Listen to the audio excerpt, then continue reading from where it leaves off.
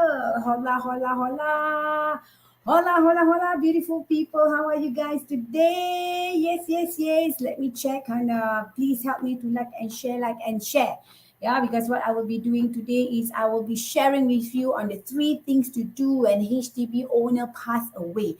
All the while I've been going around and I've been seeing those quite a number of those surviving parties. Yeah, whenever the other party, the other owner has passed on, they thought that everything will be automatic, that the deceased owner's name will be removed automatically. No, no, no, no. So this is just going to be a very, very short live to share with you guys. Okay, what is happening right now, what should be done. So in the meantime, please like and share many, many, many, many if you find this beneficial, because I believe it will help everybody out there. Right, one moment, let me check on my Facebook.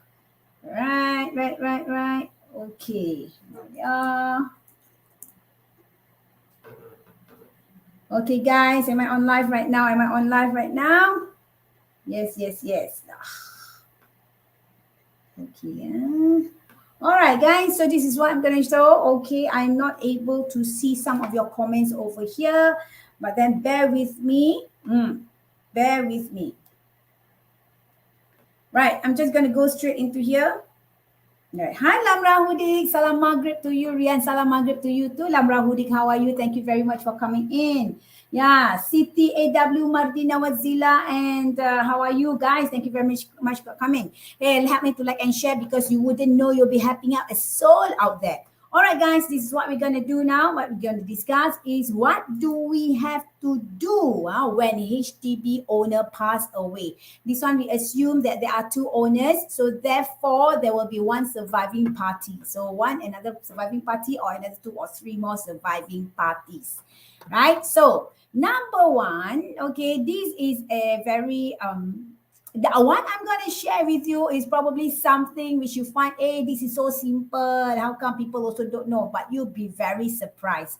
There are people out there, there are cases out there which I have gone through, which they in fact assume that the one who did the deceased party is the owner, but it turns out they are not. So number 1, you have to distinguish. You have to really know whether the deceased is an owner or an occupier. You don't just assume, okay? You don't just assume. Hi, NM Azlin. Thank you very much for coming. Hi, Fendi Fasia Lisa. Thank you very much for coming. Martina Wazila, Ismail Saleh. Right. Thank you very much for coming. So this is one thing which you should know, because I have a number of cases when the party, in fact, the deceased party, they assume is the owner, but it turns out they are not. They are only the occupier. So how are you going to check this? You just go to the caveat, and check whether this party is an owner or an occupier. If it is an owner, then you follow according to all these steps. If they are just an occupier, there's nothing much you can do. Nothing that much need to be done. So after confirm the deceased party is an owner. So what do you do now? You confirm on the tenancy, right? In the tenancy, whether it's a joint tenant or tenancy in common. There are 2 types of tenancy. One is a joint tenant and the other is tenancy in common. Never assume that everything will be joint tenancy. Not necessarily. I have seen a number of growing cases where ownership, even though it's husband and wife, but ownership is tenancy in common. All right. So from there, if it is a joint tenant, hello, Marwan Maswat. Assalamualaikum Kak Rian. Waalaikumsalam warahmatullahi wabarakatuh. Marwan, where are you right now? Princess Mafia Amin Rita, thank you very much for coming. Say hello, and help me to like and share, guys. Right. So if it is a joint tenant, right? So meaning the share will be transferred to the surviving party. So that means it's the 100%.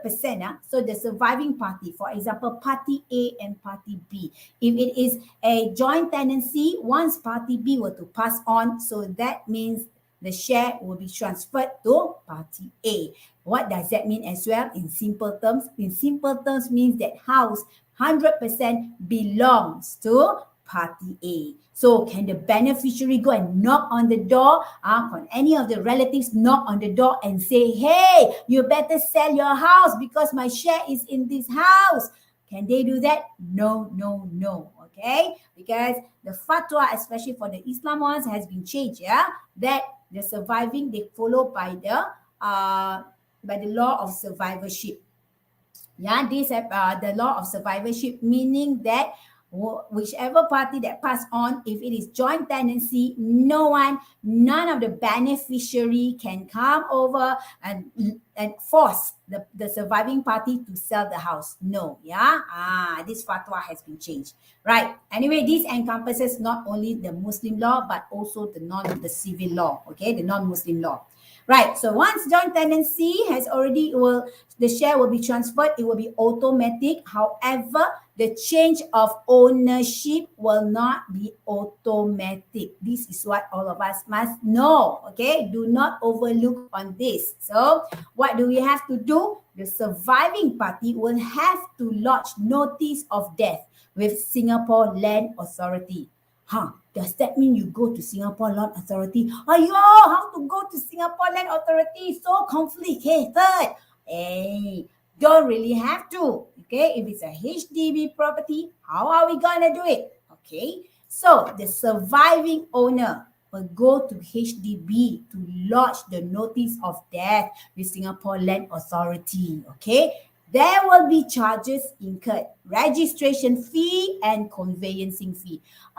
Estimated, if I'm not mistaken, when I was helping my client the other day, if I'm not mistaken, it's about $100 to $300 in cash. Yeah. So because of COVID-19 now, all these requests will have to be done online. Okay, will have to be done online. So submit your request to HDB branch office stating that you would like to lodge the notice of death. Then they will send you an appointment date for you to come to HDB branch office and submit to show them, so they will witness all the original copies. Okay. So these are the things that you have to bring. So once the HDB officer were to contact you and say, okay, please, ma'am or mister, please come over to the HDB branch office. Don't just come there without bringing anything. Yeah, okay. So what you have to bring will be the IC of the joint owner, which is the surviving party. Number 2, the original death cert. Original, okay. And number 3, if the house is fully paid, you have to bring the duplicate lease. The Malays will call it grand rumah, but it is in fact the duplicate lease. So bring along all these 3. What if the duplicate lease went missing? Oh no! Okay, if you do not leave the duplicate lease with HDB for safekeeping, if you have it on your own and if you lost it, then you will have to find ways to get it, either by informing the HDB, then the legal department from the HDB will advise you how to extract that copy.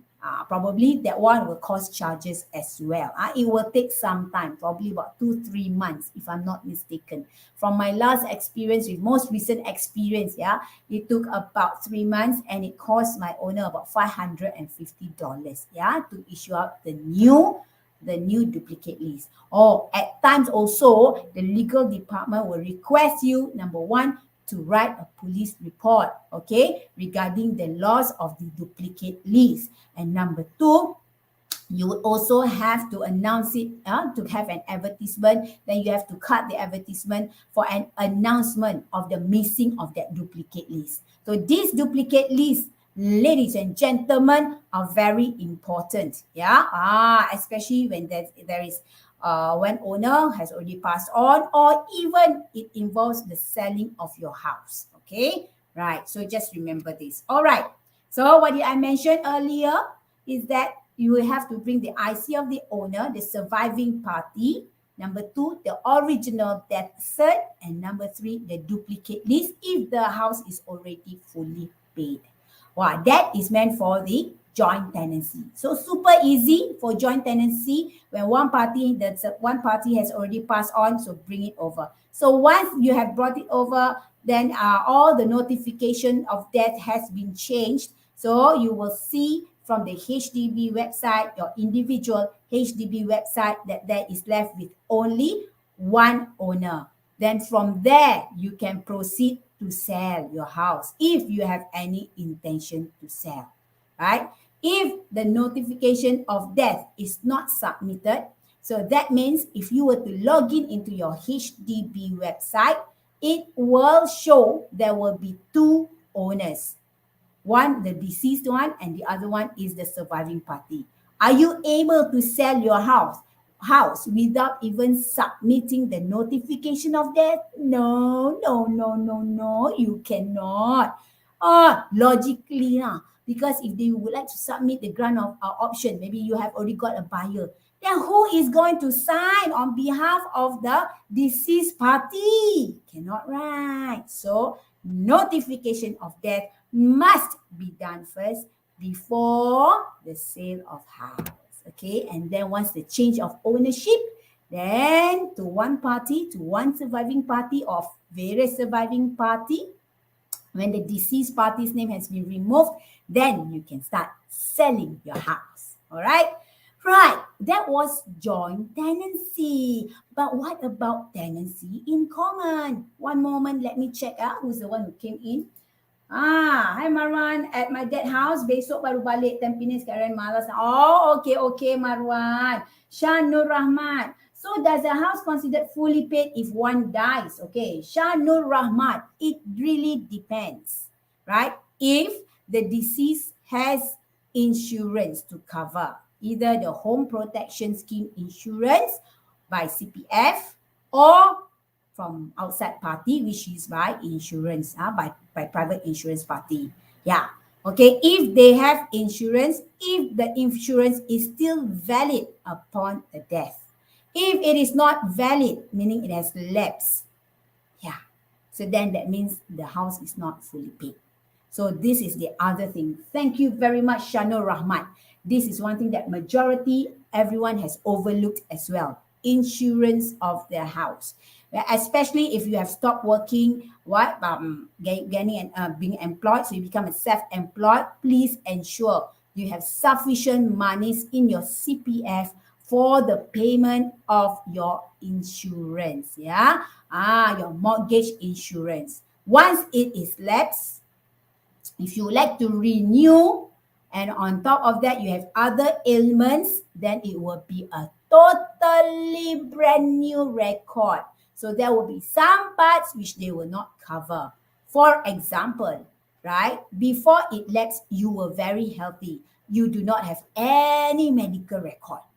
Then after it lapsed, alamak, you got high blood pressure, you had heart attack before. So with this case, you went for the insurance to get it covered, then there could be exclusions, meaning that if you were to pass on of high blood pressure, then the insurance will not cover you, and then, or if you pass on because of certain other ailments like diabetes, the insurance will not cover you. So therefore, the house will still have to be paid. So all these are pretty important for us to take note as well. These are our personal responsibility, okay? Remember this, because once we move on, of course, we would like our family to live in peace, not like our family to be like rummaging through, finding ways and means to pay for the house. So this is our personal responsibility. Go and check, from your CPF website, if you are paying using CPF, whether your insurance is still valid. Or you go and check as well. If you take a private insurance, go and check whether with AIA or AIG, Prudential or AXA, any of those companies, or Aviva, go and double check whether it is still valid. This one, don't overlook. Okay? You see, I talk like auntie already. Thank you, Shanur Rahmat. Thank you very much for this question. Very valuable question. Right. Okay, Roswati Sulaiman, thank you very much for coming. Yes. Loud Chalks, thank you very much for coming. Yoshiki Hanama, Juve Honda Boy. Hey guys, help me to like and share, because you wouldn't know. You might be helping out a soul out there. Okay, now I will continue again. Tenancy in common. I repeat that. Tenancy in common, meaning the deceased share interest of the flat will be distributed according to the will or fara'id. For non-Muslims, it will be according to the will. For the Muslims, it will follow by the fara'id. Usually, once you purchase the house, right, you will be asked, you will be prompted whether your house will be joint tenancy or tenancy in common. And if you click tenancy in common, then they will ask further, what are the percentages of the tenancy in common? Maybe the owner A is 50%, owner B is 50%. Possible, okay? Or owner A is 60% and owner B is 40%. Okay. So to make things, for me to illustrate clearer, okay? Example, owner A 60%, owner B 40%. So in case owner A pass on, okay, pass on, goodbye, goes to heaven. So 60% of his share will be distributed according to his will if he's a non-Muslim, or by fara'id if he is a Muslim. Okay, so this is how it goes about. But can it just be distributed just like that? No, because there is also another owner, right? 40%, which is the surviving party. 40% share is still there. So what should be done? So for tenancy in common, there's a bit of extra work which needs to be done. What are they? Okay, so appoint. Okay, the part A, the owner A, right? The owner A, the deceased A, right? Will have, the family members will have to appoint, okay, an administrator to manage the deceased share, right? How to appoint? Can you just, okay, you A, you B, A, you become, okay, you raise your hand, so you become the administrator. Can it be like that? No. We have to do it the formal way, the legal way. All right. How is it? We engage a lawyer to obtain the grant of probate if there is a will. Okay, or engage a lawyer to apply to court for grant letters of administration. Yeah, this is where you have to appoint someone to be the administrator. Okay, for example, this is another example. If the deceased party, right, the beneficiaries, there are any minors to the any of the beneficiaries, there are some minors, blah blah blah. If there are minors in any of these beneficiary, right, so you need to appoint 2 administrators. Okay, no matter how small the share might be, so you still have to appoint the administrator. Okay, right. So how long does this GLA take? Well, it could be in a span of about 3 months, 3 to 6 months. Yeah. So this is how long it will take. Getting the GLA or grant letter of probate. Okay, grant of probate lah. Okay, so when the grants are all ready, not the grant rumah. Grant rumah is duplicate list. This is different. This is grant letter of probate, meaning that someone has been appointed to, in fact, to disburse the shares, right? Yeah, so when the grant letter of probate is ready, when the lawyer were to call you, kring, hello, the grant of probate is ready, or grant letters of administration is ready, please come and collect. Yeah, when these are ready, you will have to submit them to HDB. Okay, what to bring? So once you have to submit them to HDB, contact HDB again, right? And these are the items that you have to bring. Remember this, the first part of the topic just now was for the joint tenant. So the second part now is I'm mentioning about is for the tenancy in common. Okay. All right, let me see. Okay, right. Okay. Okay, let me see. Okay, right. Salam sis. if my current HDB house has been fully paid, can I purchase another HDB unit? Oh, Juf Honda boy. In your current HDB house has been fully paid. So it is owned by how many person? Is it you and your wife? Yeah, or is it you alone? And then you have plans to marry probably in future? Okay, so these questions I really need to know. But on basic things, I will advise you that one family nucleus, one person can only buy one HDB. Why?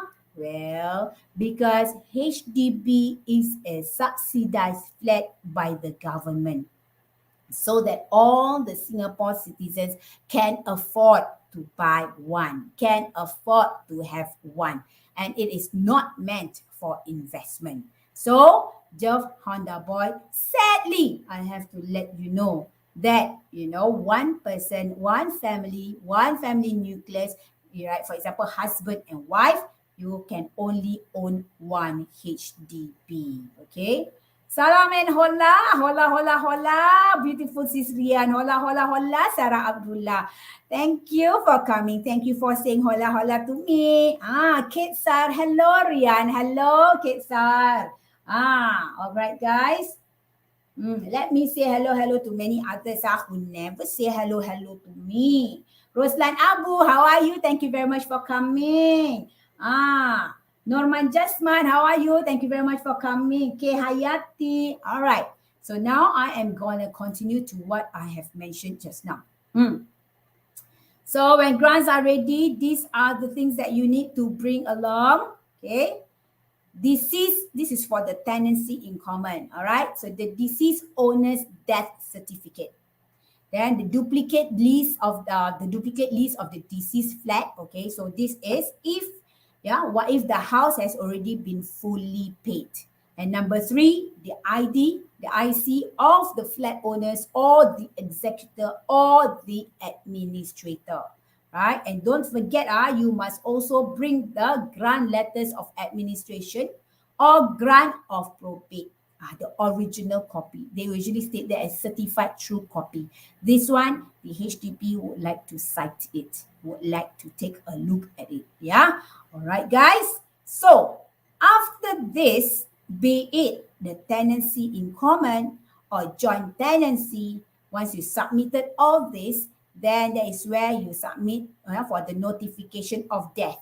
When ownership has already been changed, then after this process, the interest in the HDB flat can be transferred to the beneficiaries as owners. Okay, right. So that means also that the house can be sold after the notification of death has been updated. Okay. Right. So the next topic. Hi Yati Lara, how are you? Thank you very much for coming. How are you Yati? Long time no see. Everything is good with you? Salam to you too. Yati Lara say, long time no see you. Okay. Right. So with this, right, the next topic that I'll be covering is about once if both owners have already passed on. Once both owners have already passed on, what are the 3 things that we need to do? Okay? Yeah, so you won't get very blur. So help me to like and share, because I am very sure you're going to help a soul out there. All right? So this is the end of my life. So look out for part 2 tomorrow. Yeah, I'm on StreamYard right now. So just give me a comment. Just private message me at rianria94512090 if you think this is beneficial or any other topics that you would like me to cover. And remember this, each day and in every way, we get better and better. Yati Lara, you are fine. Thank you. And you miss me too. So sweet like you. So sweet like you. Busy forging deep cleaning, disinfected, and here and there due to COVID-19. Seriously, thank you very much for being in the front line, Tilara. You've been like disinfecting and all that for our own safety. So you guys out there, it's COVID-19 now, okay? So everybody must take responsibility. Don't just leave to Tilara. Kasian, very tired, see, busy, have to deep cleansing and this cleaning and disinfect for everywhere we go, all right? For our own safety, right? So stay safe and be happy, okay? Go out when necessary, but don't forget to exercise, okay? Go out and get some fresh air. Hey, news came out, the mental illnesses have increased, also increased, very, very high. So don't be one of them, all right? Okay? So stay happy. Please stay home and stay safe. This is Yati Lara pleading to everybody. And me too. I will tell you, Yati Lara, yes, a pledge. I'll be staying home and stay safe. Okay? All right. Hasta la vista, guys. Ciao for now. You can see this video either in my FB Live or in Ria and Ria Property, and also will be in YouTube. Okay? Hasta la vista. Ciao for now. Remember this. Each day and in every way, we get better and better. Keep sharing, keep loving. Bye!